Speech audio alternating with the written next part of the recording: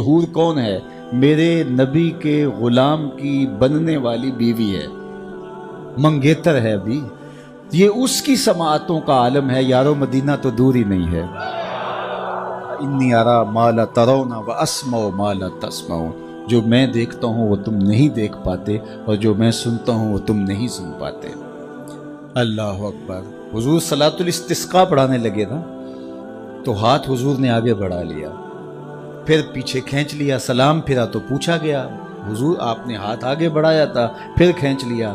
कहा जन्नत में खजूरों का एक खोशा लटक रहा था, मैं तुम्हारे लिए तोड़ने लगा, और अगर तोड़ लेता तुम कयामत तक खाते रहते, ख़त्म ना होता। फिर मैंने छोड़ दिया, मैंने कहा नहीं क़यामत को ही सही। हुजूर खड़े कहाँ हैं? मदीनतुल मुनव्वरा में, और हाथ कहाँ पहुँचा? जन्नत में। और जन्नत कहाँ है? सिदरतुल मुंतहा के पास। मैं और आप हाथ उठाएं तो हमारा हाथ 3 फुट पहुँचता है। हाँ, नज़र पहले आसमान के, दूसरे आसमान के सितारे भी देख लेती है। मेरा हाथ 3 फुट तक पहुँचता है, नज़र तीसरे आसमान तक पहुँचती है, और जिसका हाथ जन्नत तक पहुँचता है उसकी निगाह कहाँ तक पहुँचती है? उसकी निगाहों का आलम क्या? तो कहा जल्दी जल्दी अपनी बिलों में दाखिल हो जाओ, अल्लाह के पैगंबर का लश्कर तुम्हें कहीं बेखबरी में कुचल न दे। तो इस पर हज़रत सुलेमान मुस्कराए। अल्लाह अकबर। तो इमाम फ़ख्रुद्दीन राज़ी अलैहि रहमा फरमाते हैं कि उस च्यूटी को इस बात का इल्म था कि पैगंबर की सोहबत पाने वाला लश्कर जानबूझकर नन्ही जान को भी ज़ाया नहीं कर सकता, इसलिए उसने कहा कहीं बेखबरी में ना मारी जाओ, कहीं बेखबरी में ना कुचली जाओ। तो ये च्यूटी को भी इल्म था, इस इल्म की वजह से क़यामत तक आने वाली च्यूटियों का उस च्यूटी को सरदार बना दिया गया। ये शऊर रखने की वजह से कि पैगंबर की सोहबत में बैठने वाला लश्कर जानबूझ के नन्ही जान को भी ज़ाया नहीं कर सकता। अल्लाह अकबर। ये इदराक, ये शऊर एक च्यूटी भी रख सकती है, लेकिन एक तंजीम के कायद को क्यों नहीं पता? ये तो एक च्यूटी को भी इल्म है। इंसानी वजूद के साथ बम बांध करके इंसानों के अंबों में घुस जाया जाता है, और फिर वो बम फटता है और छोटे छोटे बच्चों की बदन की बोटियां दीवारों से चिपक जाती हैं, और तंजीम का कायद सीने पे हाथ रख के कहता है कि जनाब ये कारनामा हमारी तंजीम का है। मियाँ, एक च्यूटी को भी शऊर है कि नबी की तरबियत में रहने वाला लश्कर जानबूझ के नन्ही जान को भी ज़ाया नहीं कर सकता, और जो इंसानों के अंबोह में घुस जाते हैं और ख़ुद कुछ बमबार हमले करते हैं, वो किसी शैतान का लश्कर तो हो सकता है, पैगंबर का लश्कर नहीं हो सकता। ये इदराक च्यूटी को भी है। तो उस च्यूटी को जो शऊर की वजह से, इस इल्म की वजह से फजीलत दी गई, अजमत दी गई। अल्लाह अकबर। कुरान में उनकी उसके नाम से एक सूरत है, सूरा अन-नमल। अल्लाह अकबर। तो वो इल्म है जिसने उसको मुमताज किया। तो इल्म मुमताज करता है, इल्म शरफ का सबब है, इल्म अजमतों का हवाला है। इल्म जो है वो रिफतों का जो है वो अलम है, इसलिए हमें इल्म हासिल करने की तरगीब दी गई है। उलमा ने कहा, फुक़हा ने, कि अगर किसी शख्स को ये पता चले कि उसकी ज़िंदगी बहुत थोड़ी रह गई है, आजकल वो डॉक्टर बता देते हैं कि ये 4थे स्टेज पे कैंसर चला गया है, तो अब आपके पास बहुत थोड़ा वक्त रह गया है, इस थोड़े वक्त की कदरदानी कीजिए। चाहे अल्लाह तो लंबी ज़िंदगी भी दे सकता है, बीमारी को काफूर भी कर सकता है, लेकिन ज़ाहरी असबाब यही बताते हैं। मैं आपको इस ज़िमन में मुझे एक बात याद आ गई, मेरे इस मौजू से तो जुड़ी नहीं लेकिन शऊर की बात है, आपको मैं ज़रूर वो बताना चाहूँगा। हमारे शहर के एक साहब थे, उन्हें डॉक्टर ने बताया कि आपकी बीमारी इस नौइयत पे है कि अल्लाह चाहे तो आप बरसा बरस जिए, लेकिन जो ज़ाहरी असबाब है वो यही बता रहे हैं कि कोई 1-1.25 महीना आपकी ज़िंदगी है। तो आप जाएं और जाके जो है वो हुकूकुल्लाह, हुकूकुल इबाद, उनकी तलाफ़ी कीजिए, ज़िक्र फ़िक्र में वक्त गुजारिए। तो वो मुझे मिलने आए और मुझे कहने लगे कि मुझे वैसे कोई तकलीफ़ नहीं है, और डॉक्टर ने मुझे ये कहा है, और फ़लाँ हॉस्पिटल के डॉक्टर ने कहा है, लेकिन फिर भी मैं चाहता हूँ कि किसी और को भी दिखला दूँ। तो एक बड़ा अच्छा डॉक्टर था मेरे मिलने वाला, मैंने कहा आप उससे मिल लीजिए। تو انہوں نے مجھے فون کیا کہ جو حضرت آپ کے بھیجے ہوئے تھے تو وہ بالکل ایسی ہی پوزیشن ہے، کوئی ایک آدھ ماہ کے مہمان ہیں، تو باقی انہیں تکلیف ہو تو داخل بھی کیا جا سکتا ہے، لیکن کوئی تکلیف وہ کہتے ہیں مجھے نہیں ہے، تو ٹھیک ہے وہ اپنی زندگی گزاریں اور اللہ اللہ کریں، ذکر فکر میں لگے۔ تو وہ بعد میں میرے پاس آئے، مجھے کہنے لگے ڈاکٹر نے مجھے یہ کہا، تو میں نے کہا میری بھی ان سے یہی بات ہوئی ہے، تو میں نے کہا ٹھیک ہے، یہ آپ کے پاس اللہ آپ کو لمبی زندگی دے، ہم دعا کرتے ہیں، لیکن یہ بڑا قیمتی وقت ہے۔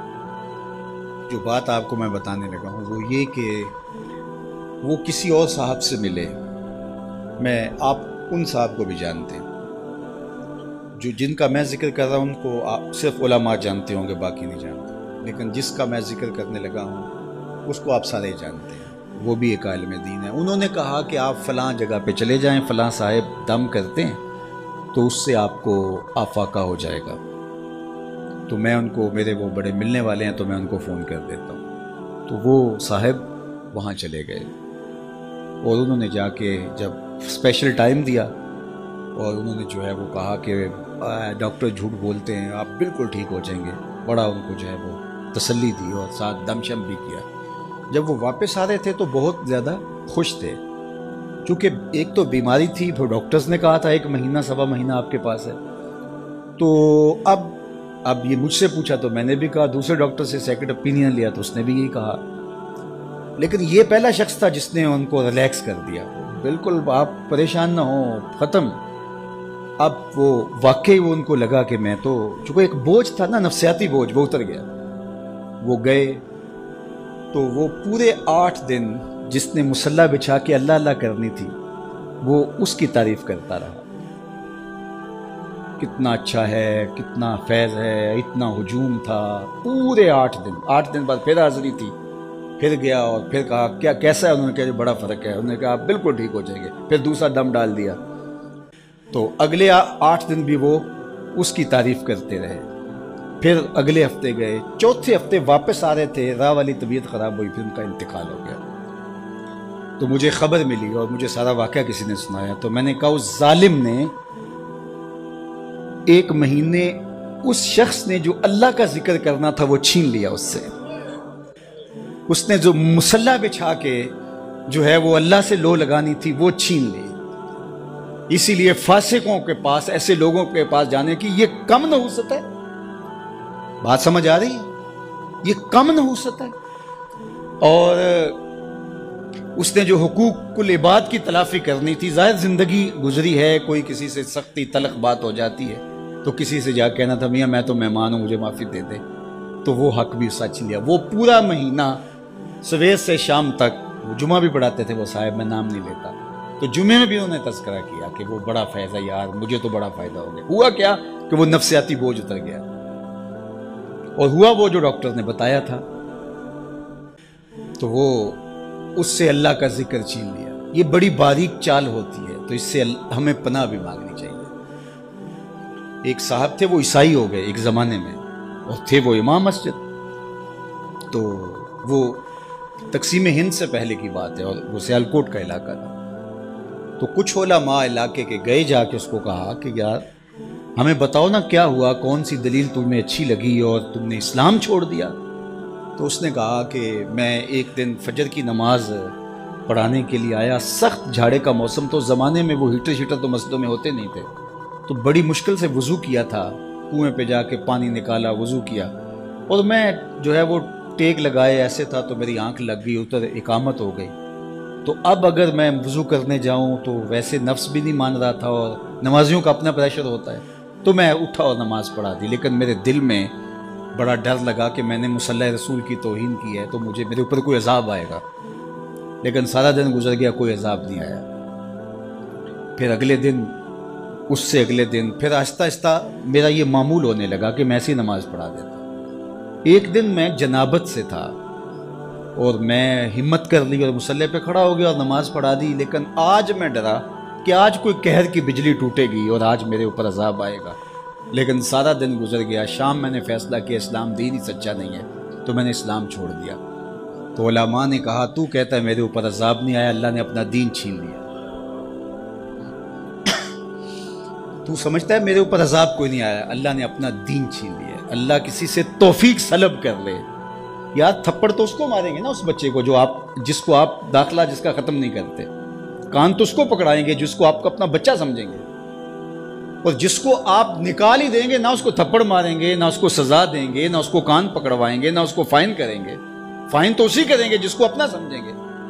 تو اگر ٹانگ ٹوٹ جائے، کوئی اور نقصان ہو جائے، تو یہ تو اللہ کا ایک پیار کا روپ ہے کہ وہ تجھے سمجھاتا ہے، تنبیہ کرتا ہے تجھے، لیکن اس نے تجھ سے اپنا دین ہی چھین لیا، اس سے بڑا عذاب کیا ہو سکتا ہے؟ تو میں آپ سے یہ کہوں گا، ان عاملوں سے بچو، اتنی باریک چالیں ہیں ان کی۔ اور اب ہوا کیا کہ ان کے اوپر ایک نفسیاتی بوجھ تو تھا کہ 1 مہینہ میری زندگی ہے، تو اس نے وہ اتار پھینکا، وہ کچھ نہیں ہوگا آپ کو، تیرے پاس کیا دلیل ہے کہ کچھ نہیں ہوگا؟